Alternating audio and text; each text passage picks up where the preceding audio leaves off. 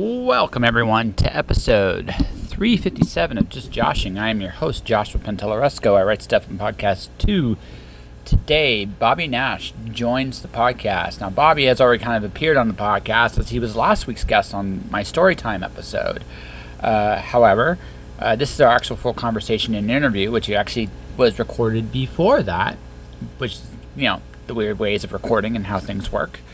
Bobby was cool. Me and Bobby have been aware of each other for a long time, but this was our real first chance for a conversation, and he's a cool dude. I really enjoyed it. I had a blast chatting with him, and I think you guys will enjoy listening to it too. So far, people have been amused at my newsletter. I tell the story about how someone once tried to bribe me with just mashed potatoes, and that was a lot of fun. This week's newsletter is going to be a little bit more about how a person impacted my life in a positive way, just keeping up with the positivity going forth in this moment in time. So there's that.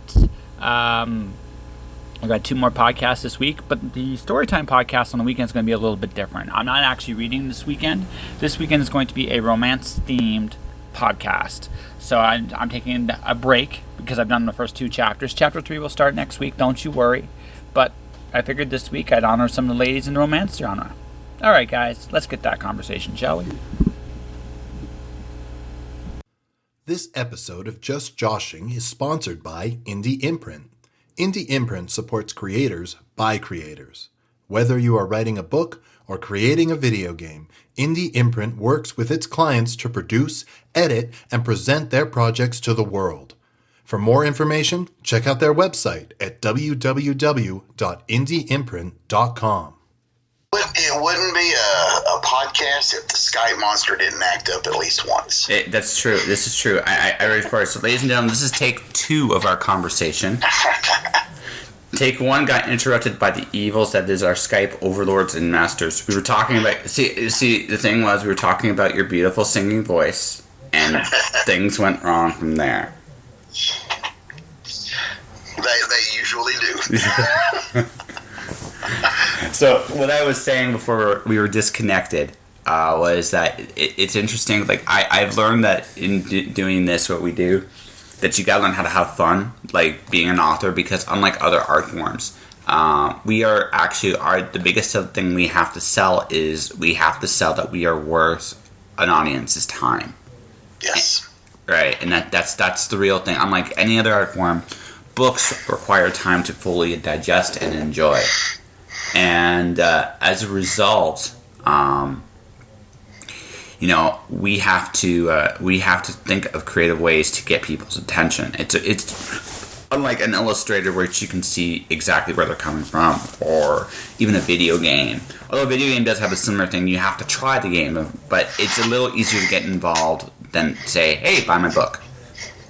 Exactly. And sometimes, it's a very interesting dynamic because sometimes, it's not the book that makes them either stop and buy it or run away. Sometimes it's the author themselves. Actually, because how many times have you said, hi, come check in? No. Well, no, honestly, I think actually that's the biggest thing. I think that's actually more important than the story. I'm not saying that the story shouldn't be good, because the story needs to be good because you want them to come back.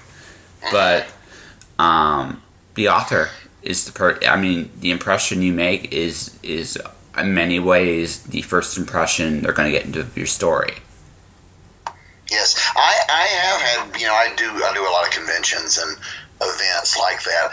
I have had people come to my table and say, I see you at these things all the time, so I'm going to buy a book because you must be doing something right. Yeah. Well, it's also like that ability to go out there, like I'm about to do the crazy thing. I'm quitting my job in 6 weeks, and I'm pursuing like freelancing, both like working in film crew, writing, and podcasting. Because I like to think I'm good at what I do, and I have the audacity, no pun intended, to the recorder I'm using, to think I'm good enough that people will buy it, right? But I won't know until I fully get involved and do it. And but I mean, just that perseverance does get people wondering. Oh yeah, it's it is a job, it is a career, But I think more importantly than that, it's a calling. It's one of those things that, because if I didn't love what I do, the amount of hours, the amount of headaches, the amount of stress, that a lot of it's self-inflicted. I wouldn't do it if I didn't love it, you know? Well, you have to love it. Yeah. And because you do a lot of work, in some cases, for very little gain, you know? It's a very feast or famine type job. It's not like I collect a paycheck every week or, you know, doing writing. So you have to kind of go into it knowing that, with that mindset, with you know, I'm doing this for the love of it, and hopefully I can make other people love it too. And you know, it's tough, but when it works, it's rewarding. Well, yeah. It's also, I mean, it's a dream, and one of those things in life. I've hit this point in my life, and it sounds like you hit this a long time ago. You basically just say, you know what? Let's find out what I can do with this. Let's see if this is worth my time. For me, it happened in 2009. It wasn't so much I decided, but external things happened. The company 2009, when the economy, bottomed out, and I got laid off from a job I'd been at for 15 years. I'd been writing for a few years at that point, but I was complacent and had the day job. It was a good fallback position. I didn't have to worry about paying bills because the day job covered it, so I could write. I could write more for fun without thinking of, well, if I don't make money, it's okay. But then I got laid off, and suddenly this became very, very real. And I remember thinking to myself, if I'm ever going to do it full time and try to and really hit it hard, now's the time. And do you feel you've succeeded? No. Yes and no. I'm a much better place than where I was. That's good. I still don't, like, I couldn't live on my own, doing this. It's like I said, it is very feast or famine, and it's very up and down. And other things get in the way too. We've had some family issues, in our family the last few years, and that has kept me from getting some work done, and so things like that happen. But it brings in money, but I couldn't live on just this alone by myself. Just I'm not quite there yet. I'm working on it, and like I said, I'm in a much better place than I was in 2009 with the writing and what's coming in and how it does. So it's just one of those things you just have to keep plugging away at it and make plans and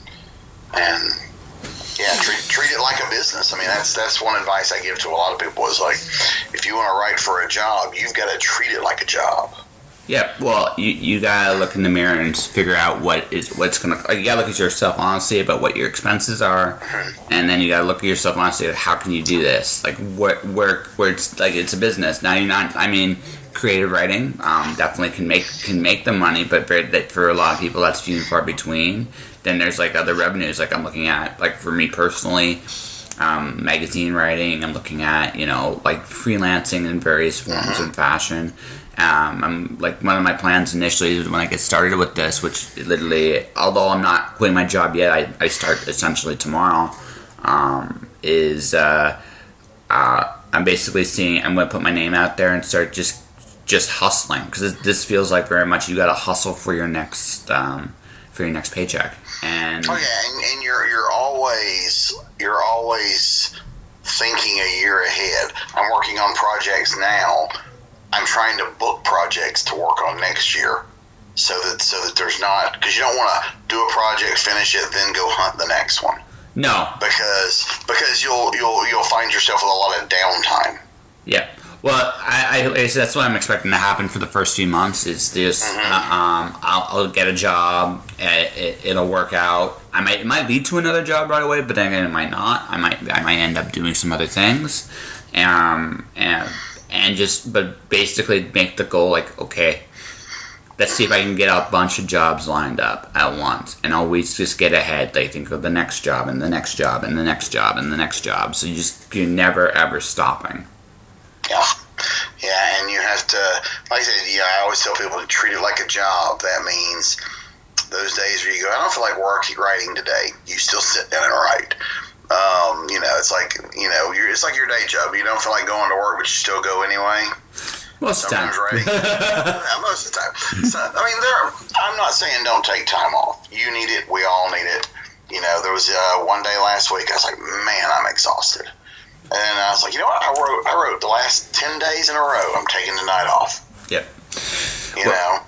So give yourself that time. But definitely have to have that job mindset. Writing, because when you write as a hobby, like when I started out, it was a hobby. And I started writing that way. You write when the muse hits you, or you're in the mood, or you feel like it, and it's great and it's fun. But when it becomes a job, like any other job, it becomes a job. Some days we're somehow hardwired to go, oh, that's a job, I don't want to do that today. Even though I love what I do, I don't want to do it today. Yeah. So you still have to make yourself, go to work. And being home sometimes is a big distraction, because you roll out of bed and it's like, if you had a day job, you'd rush. Oh, got to make sure I'm there by 9 o'clock. And whereas if sometimes you roll out of bed at 8:30 or 9 o'clock and you go, I'll get there in a minute. And then it's an hour later before you get your desk. There's distractions in the home that you have to learn to get around. Yes. And, like I said, it's going to be interesting things, because I'm in Vancouver right now, and I came out here because there's also the film industry, so I'm going to try and get myself into, I'm chasing pretty much every dream I can for the next little while, because it's like, I'm unencumbered. So I have the freedom to pursue what I love, and I can always get another day job. It doesn't really matter. I am in the position, at least for the short term, that my rent's going to be covered. So I don't have. So that's a major thing I don't have to worry about. So let's see if I can make it. Let's see if I can make this where I never have to go back. I'll figure out how to cover my rent without killing myself. So right. Yeah, I'm in the Atlanta area, and there's a lot of filming that happens here. And I do some acting and some background stuff on occasion. I've tried to get in, as a writer, but none of the writing is done here. No. The only job that you might be able to get if you want to actually shoot for that is script supervisor. Yeah, that's it. I mean knowing that. Don't get me wrong. I've done movie work where I've been a crew before. It can be. Although it's very time consuming. It can be very. It's very lucrative and very rewarding if you can get yourself regular work. It's not a terrible thing. I'm in Vancouver, where, like I said, they have more work than they know what to do with. So I'm not really worried about. I'll find my way onto a set sooner or later. I'm not really worried about that. Whether I love it or not's another story. But right. But yeah, because it's those are long days, and you have to just be prepared for that. And it's enjoyable. I do a little bit here and there. A lot of the stuff that happens here in Atlanta, a lot of the stuff is people are still being flown in from LA to do a lot of the jobs. But it is getting better where locals are getting positions. See here, they get huge breaks if they use local people. They get huge breaks, so they'll do that because it's worth it. And also with our dollar exchange being what it is, it's a lot cheaper for them to make stuff up here. So, so what's going to end up happening? So, like I said, this year is a good year to take that kind of leap of faith. And then the last thing I'm going to do is, I'm also pursuing radio networks, see if I can get my podcast on a radio show. I'd like to think I'm good at this. I could be wrong. But if you don't have audacity, if you don't have the heart to go, hey, let's go make some stuff happen. Yeah. Then what are you doing? You know what? If you don't pursue it, you never know. What's the worst thing that can happen if you go around shopping your podcast radios?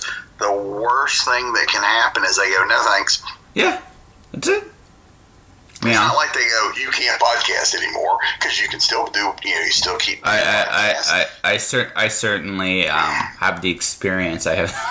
You can look at my episode catalog, and it's just like, it's incredible. Yeah.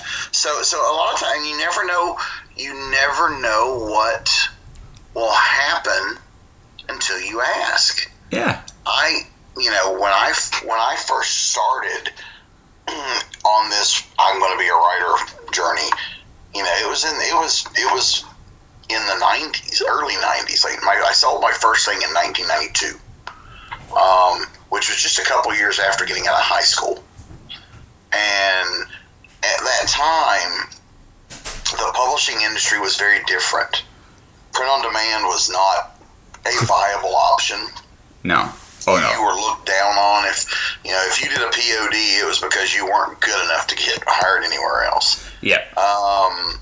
And so I started out trying to find an agent and or a publisher. And so that's how I spent a lot of my early career, was pitching.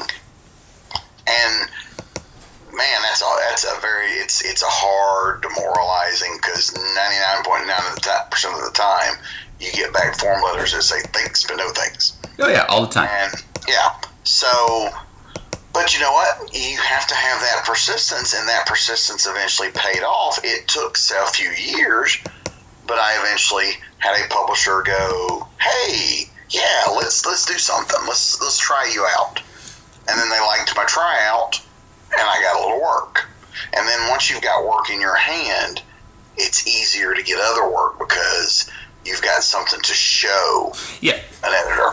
Well, thing is, so for me, I'm the creative, and I have 3 books out, published through traditional publishing.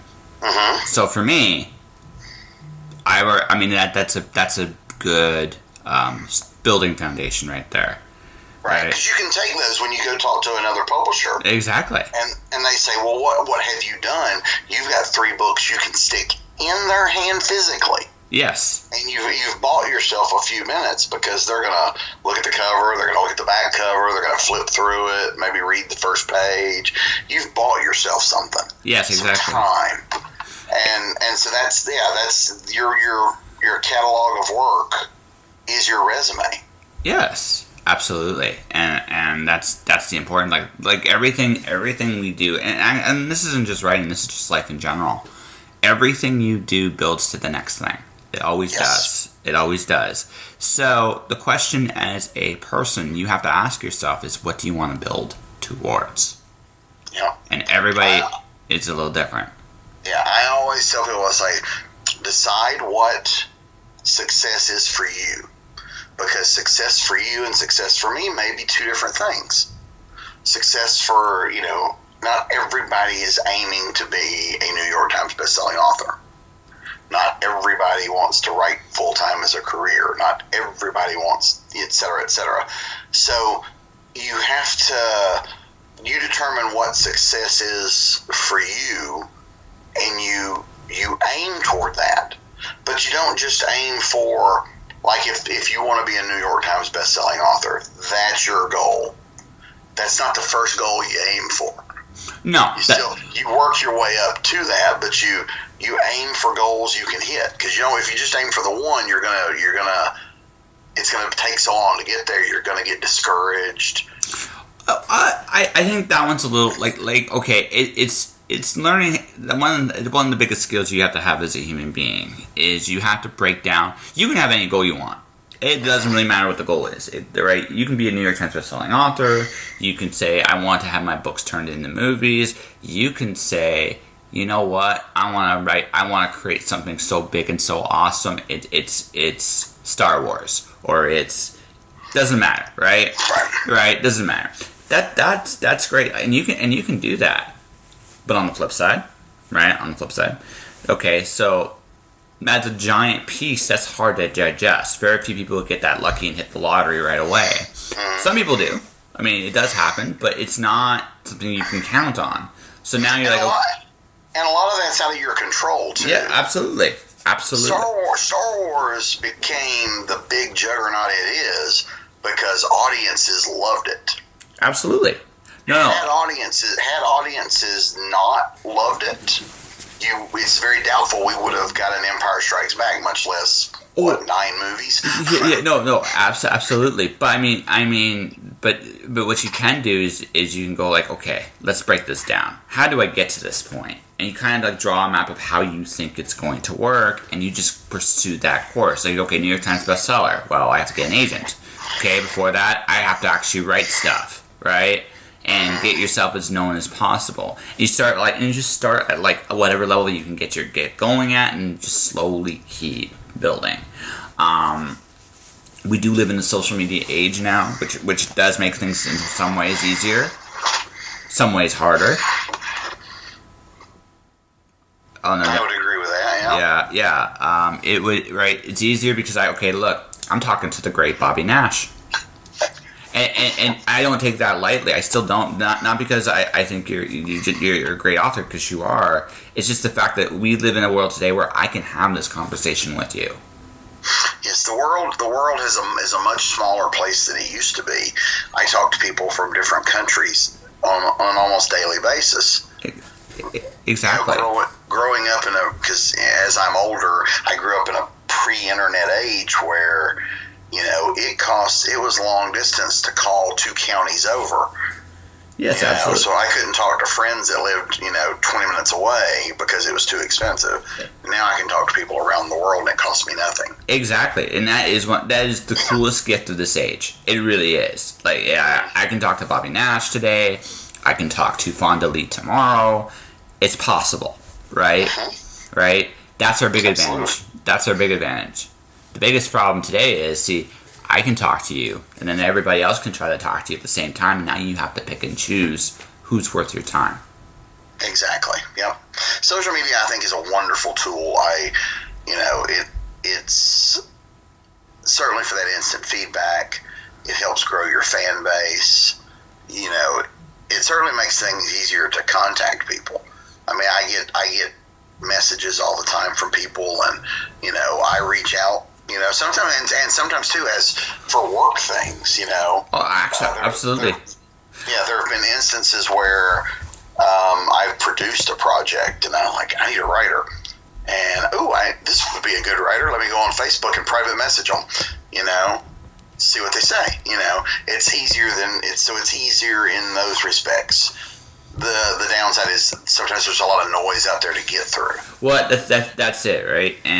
But I find now you can, there are opportunities that if you're there, you can actually make some things happen that you couldn't in the past. And I think so. I do think it's very possible. Now, I'm not going to say like super super fast, but I think it's possible to get regular income coming in. Probably quicker than it used to be. I could be wrong on that, but I think it depends on your goals. It depends on what you want to do and what you're comfortable doing, and how fast you can write and how fast you can meet deadlines. There's a lot of writing to be done out there that is not fiction. You can do. There are magazines and newspapers and online magazines looking for articles. There are content creation. There are magazines that run short stories, and there are everybody thinks it's not just novels. There are ways to do things like I do. When you do anthology work. Mm-hmm. Anthologies are great, but there's a lot of people in it. So if you do royalties, there's not really much money in them. But a lot of times, you'll get a thing that says, "We need a short story. We'll give you $100." Great, that's a short story. That's $100. I paid a bill. Yeah, exactly. So there, there are a lot of opportunities to bring in. You don't bring in a big chunk of money, but you can bring in 100 here, 100 there. You can build. You pay your bills. You can build yourself up. Really quick. Absolutely. Right, and it's all about momentum and snowballs and just that's making a living. I think is a lot more possible today. Not necessarily a great living, right? But it's but it is a lot more possible than it used to be. And at the end of the day, too, you gotta look at what makes you happy, because honestly, life's too fucking short. right? No, I totally agree. I wish I had I wish I had the knowledge I have now when I was in my 20s. Oh yeah, absolutely. My writing. I wish I'd have taken my writing career more seriously. Like I said, I had that day job for 15 years. I was comfortable. Yeah. I was complacent. So I would write, even though I was writing and selling books to publishers. I was writing when I felt like it. I wasn't writing every day, and I wasn't taking it as seriously in hindsight, as I probably should have been. Oh, absolutely. And I think like again, we will see where I'm at in a few months, but it's like this is what I came out here to do. And it's one of those things, because for the same reasons, where I was too comfortable, and I recognize it, and I needed what I needed for the time being, because I needed to grow in some ways as just outside of what I was doing. But at some point, man, it's now, it's never. Pick one, right? Yeah. Yeah. So that's true. I mean, yeah, it's because you don't want to. It is what you love too, but you also, you don't want to start, resenting it because you don't want to have regrets that I never tried, or. Oh God, no! That's the only thing that hurts in this life, really. Like I'll be honest with you. Like I've hit rock bottom. It's not as scary as wondering what you could have done. Mm-hmm. Right. Those are the things you remember in your head. Those are the things that you go with yourself and go, what if? What if? Yep. And because there's a lot of ancillary things that come from, for me, that have come from being a writer that were not things I thought about. I was a very shy kid growing up. Being a writer knocked that right out of me. Because you have to learn how to kind of be outgoing to get out there to talk to people. Oh, absolutely. But at being a writer and having done it now for all these years, it has allowed me to travel, which I might not have traveled to a lot of the places I've gone to had I not been going there for some event or whatever. I've made some incredible friendships, contacts. I've gotten to know some amazing people through the fact that other writers or artists or directors and whatever, where I've met them through the writing, either at a convention or at an event or at a party or just online. Hey, read your book, liked your book, and you get to talking. And so I've made some incredible friendships meeting people at conventions, and that's like gold, because that's a bonus that that you can't put a dollar figure on. Oh, well, yeah, I mean, you get to meet and talk with some incredibly interesting people, and people you never would have had the chance to meet anywhere else. Sometimes you get to make really fun memories with them too, because it's just like you never thought you'd get that opportunity. And you're absolutely. And you're like, wow, like I remember when I met Spider Robinson. It's like, wow, I just met Spider Robinson. How did this happen, right? And it was one of those, again, it just right place, right time, right people, right moment, and then suddenly you get to meet a very, very, very, very cool dude, right? And you never would have met before. And then sometimes, like, the conventions become almost like little reunions. Absolutely. Because it's, oh my God, I haven't seen you in a year or two, and it's wonderful. It's and had I not been doing all those things as part of my writing.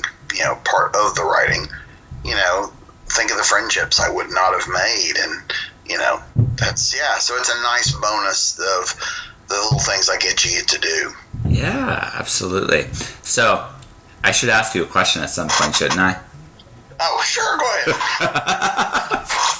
Hey, there are no rules here. No, God, no. Listen, I know the guy that runs this podcast. He's a maniac. But anyway, that's okay. So he's gonna whip you if you don't ask a question. Well, he'll beat me hideously. Yeah, but anyways, the question I have is: so you've been doing this full time now for almost 12 years now, right? Yeah. So there were some breaks in there. I did get a couple of day jobs in the middle of it. Oh, for the most part. Yeah. No, absolutely. You're gonna go.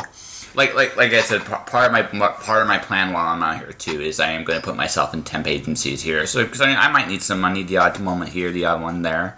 But because what I discovered was as soon as you don't have a day job, the air conditioning tears up in your house. The garage door broke. Yep. My car broke down. Yeah, all those things happened like the week after. And you're like, and then you're like, of course they did. Of course, yeah. Of course. It's like Murphy has his law.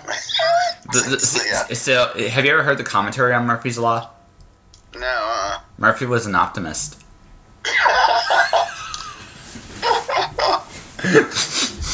So yeah, it's like the joke I've made before. I'm an optimist. I am absolutely positive it's going to suck. Well, at least you're positive about something. Yeah. See, I am an actual. I am an actual optimist. I'm crazy like that, but that's okay. My question is this: in the 12 years you've done this, what's the most important thing you think you've learned doing this? Most important thing I've learned. Okay, you've got as a creator. I'm not just going to say writer. As a creator, the most important thing you can do is learn to promote your work.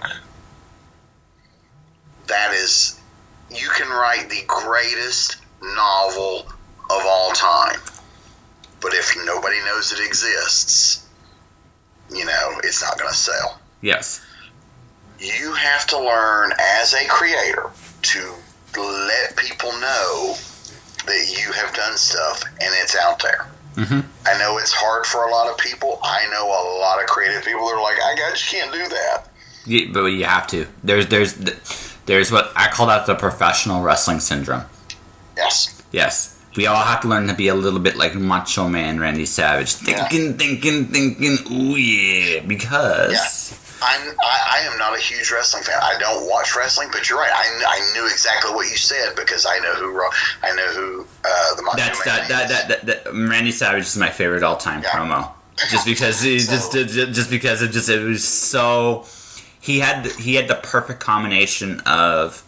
He was over the top, but he was authentic. Like, you when you watched him, you knew that on some level that it was this guy. Like, this guy was like this. And there is a bit of showmanship to what we do. Absolutely. And certainly, he had that. That was, with the way he talked. But it was him. That's why it works. It wasn't, if I tried doing what he did, I'd get a laugh, but no one would buy my stuff because it's not me. Right. But it was him. You have to. Yeah, there is a bit of a showman to what we do. We get out. Especially like if you're out at an event trying to get people to come over and look at your books. There is almost the feel of you're the ringleader of a circus or the guy outside a carnival, the carnival barker going, step right up, ladies and gentlemen, and check out the great whatever. I mean, if you look at some of the most famous, creatives out there, they're the guys that did that. I mean, would Marvel Comics have been as popular as it was if Stan Lee was not out there carnival barkering at every opportunity? Well, yeah, no, he got into the practice of it, but also if you look at what Stan Lee does, his enthusiasm's real. Like that was the thing that made Stan Lee was.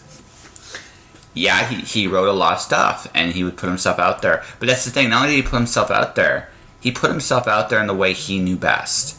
Mm-hmm. Right? He did. He had that. Yeah. Likability, and I think, and obviously, and putting himself into things. Like I had this conversation with a friend of mine that, my first really introduction to Stan was seeing him at the beginning of the cartoons. Yes. Because they would always start out, because I remember there was like some where he would be there like live action and he would introduce the show, but they all started out with his voiceover narration going, "This is Stan Lee, True Believers, and in today's episode," and so he was there, he was present, and he started to feel like the cool cool uncle we all, Well, even he's like our cool uncle. If you saw him at conventions, he is that guy. Like, he legitimately is that guy. I mean, when he was in his 90s, he couldn't be that guy for too long. He needed a nap. Mm-hmm. But he was 90, of course, right? Yeah.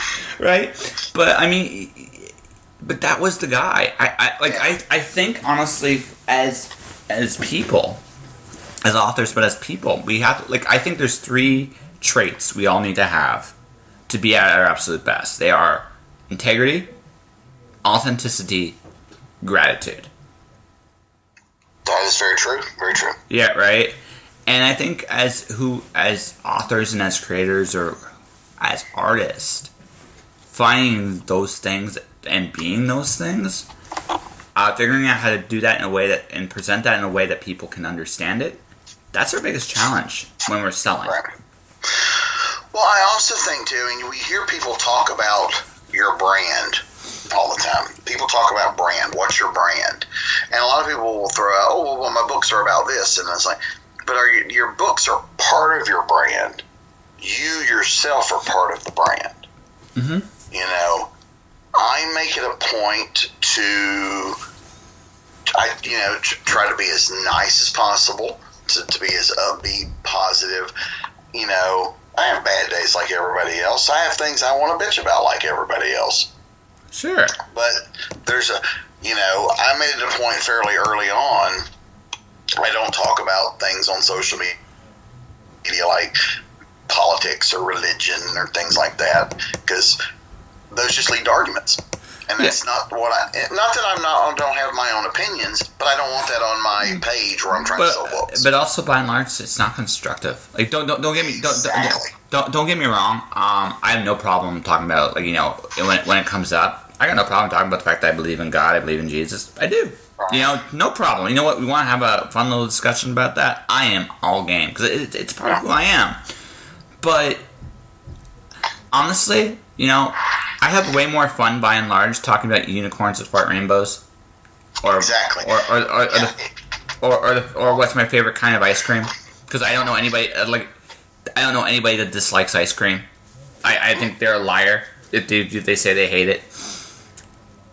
Yeah, well, it's one of those things. Like I said, I learned it early on, and it was like.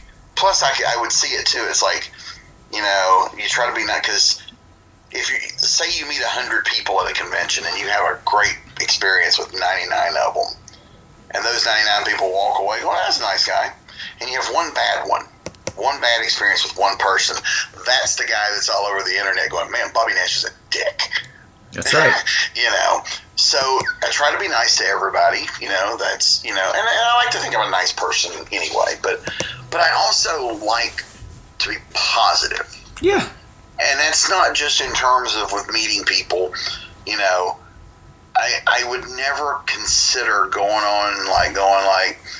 a creator's social media page and going, man, your book sucks. Or, talking them down, or, and also the flip side of that, there's nothing wrong with, I like helping lift others up, I see, somebody's got a new book coming out. Yeah.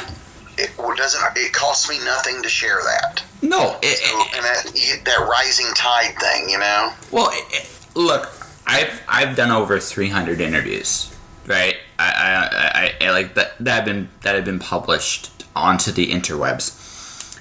I'm lifting people up. It's a great thing. It's great because everybody's doing it. And the thing is, if you take yourself that moment and you're lifting people up, what you actually realize is, for the most part, everybody around you is either, everybody I get to talk to anyway, is trying to do incredible things with their lives. That's inspiring. Absolutely. Right? I love talking to other creative people. Yeah. It helps. Like, if I ever feel run down and, oh man, I just don't have it in me to write. I don't feel like it. You know what? I have enough creative friends, a few phone calls, and that creative spark gets relit by talking. Well, yeah. Have friends, I can say, let's go grab lunch, and go talk with some of my creative friends, and it just kind of reinvigorates you and gets you back. So I love that. That's incredible. Absolutely. And And so, as you know, as part of the branding, you know, you're also selling yourself, and absolutely, you want to get, you know, you want to, not only are you like, you know, here's my book where I kill a bunch of people, but then you're like also over, I'm the nice guy that doesn't kill people in real life. Well, see that there we all can learn from Alice Cooper, all of us. Plays a really good part when he performs. Mm-hmm. Very chill down there dude when you do get a chance to talk to him when he's not. Right? I have met Alice Cooper. I will absolutely agree with that. Yeah. I met him at a party once. Yeah. And he was the coolest guy in the room. Yeah. And you know what? Just because he's comfortable with who he is. That's actually that's his secret. That's his secret. And it's the biggest thing you wanted to talk about was, where around here can I play golf? Yeah. He's not, again. But yes, but there were some people there that were like super fans of his, and he treated them like they were the most important people in the room, which I absolutely respect. Yeah, no, we could all learn. We can all learn. Like, there are things, like, if you look at really successful people, there's lots of things you can learn from them. One, their approach, their attitude, their authenticity. Mm-hmm. Two, just again, going back to my three things: integrity. Being real, like being absolutely real in the moment, no matter what it is, but also just being grateful for what you have, because you know what, we're not guaranteed anything. I mean, that's the ultimate risk about life, is there's no guarantees. Well, when I was first getting started, because I started, you know, in doing conventions and, you know, being behind the table as a guest and having my work and stuff out there, I did look at how other guests treated people and how, you know, I learned a lot from that. And there were three that stood out for me that I remember going, you know what, if I can be kind of like they are. You know, these are the guys that impressed me with how they deal with their fans. Alice Cooper was one of those. Mm-hmm. The other, George Perez, the comic book artist and writer. Oh, George is awesome. George is one of the coolest guys I've ever met. And I watched how he talked to everyone that came to his table. Oh, he's such a great dude. I remember I had a chance to interview him way back then for a comic block, and there's this moment he was working on a Zatanna, and he was contemplating whether to give her a top hat or not. And he actually asked me, "What do you think? Should I give her a top hat?" I'm like, "Dude, you're George Perez. You can do whatever the hell you want." Yeah. Well, he's one of these guys. I mean, he gets kind of he gets mobbed if he tries to walk around the con, con floor during the day. But I notice at Dragon Con every year he comes in before we open the comics section. Yeah. And comes in and checks out the table, says good morning to people, and he's literally one of the sweetest dudes I've ever met. Absolutely, and just as enthusiastic about comics and creating comics as he was when I first met him years ago. Oh yeah, actually, he's one of two artists I completely forgive whenever they come out. It's like, you're George Perez, I don't care. Just keep making books, or you're awesome, right? I don't care. It's like, I don't care if it's once a year. So he was he was the second one, and the third one that very much impressed me was Avery Brooks, who was on Star Trek Deep Space Nine. Oh, I haven't seen him, so I've never met him, so I wouldn't know. Very, very much like Alice Cooper. When you talked to him, he treated you like you were the only person in the room. That's awesome. He would ask questions about you. How are you enjoying the con? And made you feel, because some people get nervous meeting celebrities.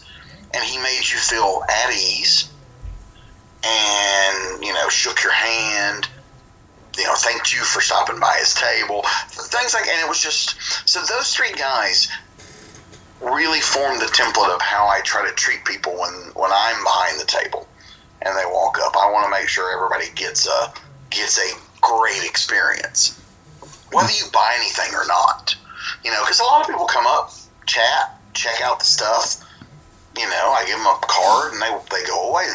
So even whether you're buying stuff or not, I still want you to have that experience. When you think back on that convention you were at, I want meeting me to at least be a good memory. Well, no, that's the goal. Like that's how you create. That's how actually you create fans. It's not our products. Our products are important, but what we're really selling is the experiences we're creating, either with what we write or when we meet people. And if we treat that like that, if you create as many good experiences as you possibly can, just good things will happen.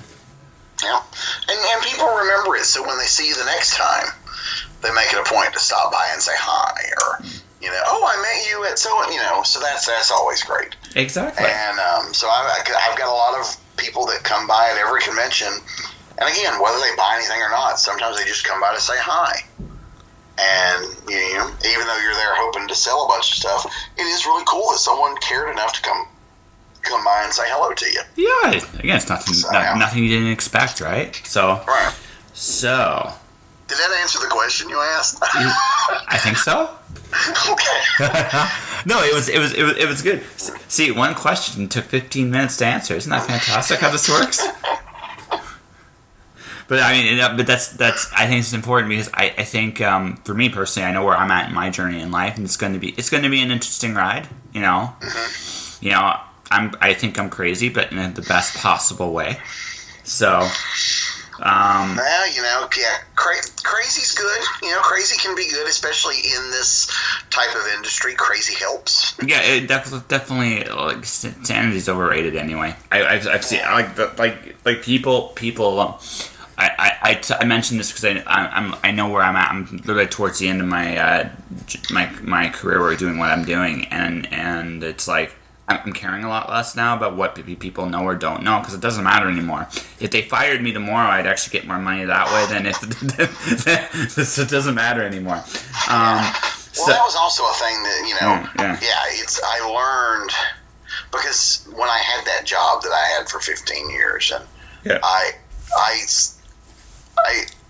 would put aside things in favor of the job.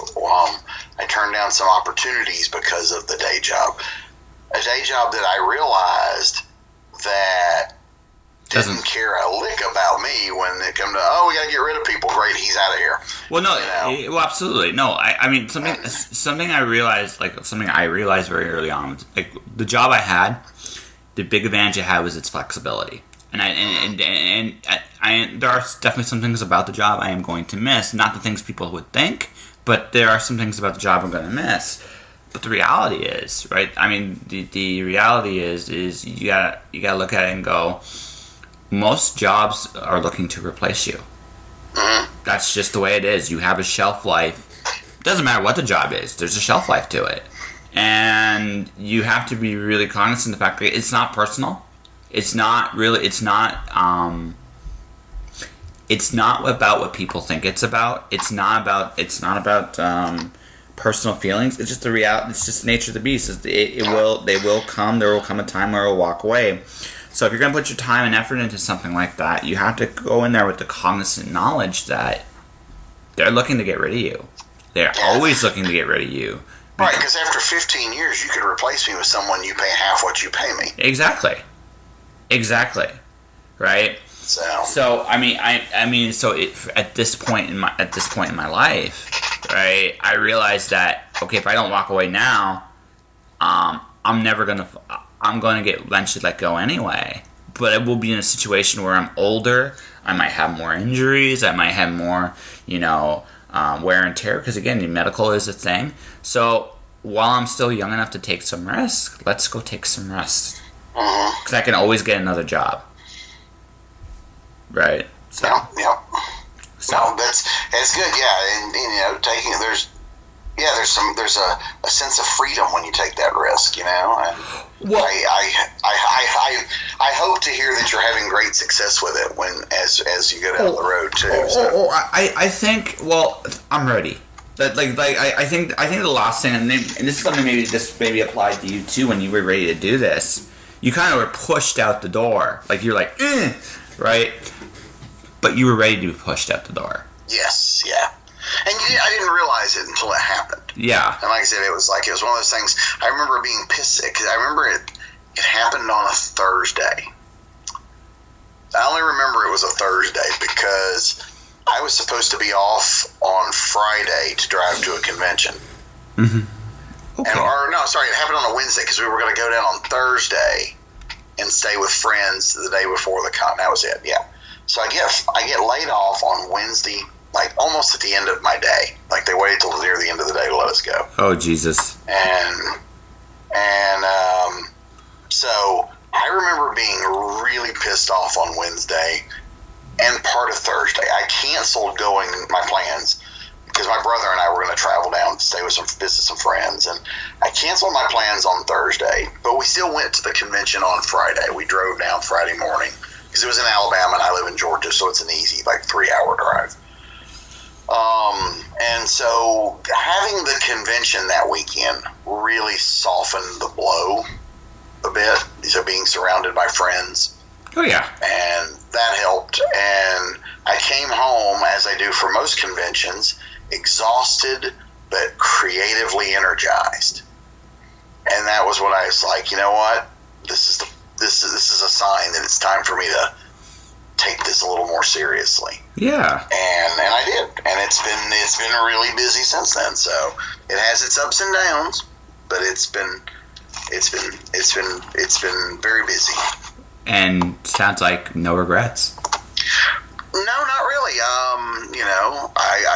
I just wish I'd have been brave enough to jump on my own. Like what you're doing. I wish I'd have been brave enough to do that when I was younger, and I wasn't. Yeah, but again, it's one of those situations where I interviewed Fonda Lee, and she was like, I wish I'd chased my dreams sooner. Just after she's won Nebulas and Hugos, and I'm like, somehow this was your right time. And yeah. it's well, and a lot of it's some of it's upbringing. I remember while I was at that job, and I was miserable the last couple of years I was there. I'd liked the job earlier, but I got moved around a few times. I was really miserable, especially the last year I was there. And I remember mentioning something to my parents, and my parents were very much, as long as you got a job, you're okay. And so that was ingrained in me. It's like, you've got to have a job. And so that sometimes I think hearing my parents, sitting on each shoulder is what kept me from making that leap earlier. So were they wearing red suits and having maracas? No. No. My parents wouldn't. Yeah, that would be so out of place on them. Okay, fair enough. But, yeah. So, because it took them a while to realize that I was very serious about this creative endeavors, and because they were very much against it in the early days, and it took them a while, but they both came around, and my dad became he's one of the biggest cheerleaders I have. Sweet. And yes, sometimes embarrassingly so. Hey, listen. Hey, listen.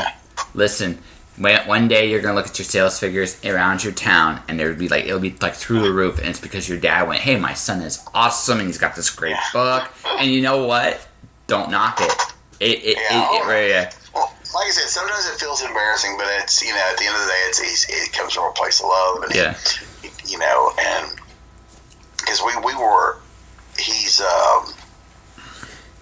had some issues, so when he travels, we don't like him to travel long distances by himself. So he and I occasionally will just take a road trip day when he wants to get out, and we'll go and we'll stop in and if I see a small bookstore somewhere, we stop because I want to check out all of those. I'll be in there. I'll be in there looking through books, and I'll hear my dad talking to whoever's at the front desk. Nice. In the distance, goes, "Hey, here's my son writes books, and yeah, why not?" And so So like I said, he's one of the biggest cheerleaders I have for what I do, and and I appreciate that. It's. I think your dad. I want to meet your dad. Your dad sounds really cool. My dad is a cool guy. He's a very funny guy. Yeah. So. Okay. Mr. Bobby, I feel sad. I have to wrap this up. Okay. Yeah. We got one question in. Guys, two. Pretty good. Did you have fun? I did. I had a blast. This was a lot of fun. Yeah. this is what I do. This is how I do it. I really enjoy the conversational aspect of interviews.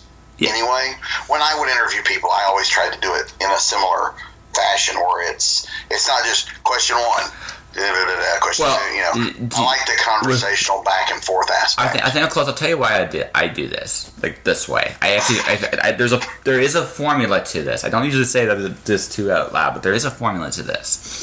I decided a long time ago that one, I love the old talk shows like Tom Schneider's Late Late Show. I loved Larry King and from a podcast standpoint, I loved Cole Cabana's podcast. It was really fun one. And what I realized about all those was like no one talks in questions. No one. Right. It's not real. And it's like I wanted to create the most authentic. I wanted to give whoever I was interviewing the opportunity to be themselves. I don't care who you are, right? Now, obviously, to your degree of fame, there are certain things sometimes I can't talk about with certain guests, but let them be them in the context they can best be themselves. That's it. Because sometimes if you ask questions, you get very short answers. Oh yeah. Because they just basically answer the question. But if you get into a conversation, people are more likely to just keep going. Absolutely. And it gives them permission to be themselves. Yeah. And that's why I do it this way. Well, right. I have had a blast. I thank you so much for having me. I regret that we didn't do this earlier. I do. I know. It's great that we actually had this. Well, hey, listen, you'll be episode 350 something when it airs. But I mean, we can definitely do this again sometime. You're always welcome. But speaking of which, since we are wrapping this up, so there are two solids. Let people know what your current work is and how people can find you. Okay. The last book that came out was a novel that I wrote called Suicide Bomb. I kill a lot of people in this book. That's right. It is. I do like writing like crime thrillers. Yes. So Suicide Bomb. Suicide Bomb it's been one of those books that was a long time in the making. I actually started it in the early 2000s. Oh, wow. And kept having to put it aside as I got other gigs because it wasn't like there was no publisher waiting on it. It was one I was going to write and then shop around. But I noticed I kept putting it off. So I was like, I got to make sure get a way to put this back in production. And so I have a Patreon page, which is where people subscribe, like Patron of the Arts things. And so I started doing it as a serialized novel on my Patreon page, which if you go to Patreon, it's just Bobby Nash on Patreon, or patreon.com/Bobby Nash, I guess is how you find it. And so I did this. So once a week you got a chapter, and that encouraged me to finish the book, which, shouldn't have needed, but it worked. But I had so much fun with it. I'm doing a new serialized book on there now. Yep. And so I think it's something I'm going to continue to do is serialize some novellas on there. Okay. And so that's fun. So that was my last thing that came out. And you can find me at bobbynash.com. That's my main website. I do have a self-publishing imprint called Ben Books, which is where I publish some of my own stuff myself, like Suicide Bomb is published through Ben Books, and you can find them at ben-books.com. And Twitter. I published a Snow series through them as well. So very cool. Twitter/Instagram, or just go to the webpage for all that information? Well, it's all there, but I have Twitter. I'm at Bobby Nash on Twitter. I'm at author Bobby Nash on Facebook. I'm at Bobby Nash Writes on Instagram. Sweet. And that was my conversation with Bobby Nash. It's a lot of fun. Check out Snowstar. It's his latest release. Definitely, it's on Amazon. You can get the ebook. Hopefully one day you'll get the paperback again, when we get out of this apocalypse at some point. But all in all, it was a blast to hear from you. So thanks, Bob. You can come back on my show anytime you'd like. And that's going to do it. Thanks for listening, guys. If you wanted to support the podcast, you can do so a bunch of different ways right now. You can subscribe to the podcast. I'm on iTunes, Google Play, Spotify, Stitcher, and all other platforms. Like it, share it, let people know I'm out there. If you don't like it, don't tell anybody. I'll completely understand. My YouTube channel is Joshua Penteloresco. My Twitter and Instagram is at jpenteloresco. If you want to support me financially, you can do so by buying my books at The Watcher, Storm Dancer, Wandering God, CurseOfMiracle or my next book, The Cloud Diver, which will be available May 1st. Stay tuned for the order form for it next week. Outside of that, I have my merchandise, jpenteloresco.redbubble.com. If you've got a couple spare bucks, you want to buy a mug or something else, feel free to do so. If not, I get it too. Thanks for listening to this episode. Stay inspired, stay joyful, and I'll see you guys next time. Josh.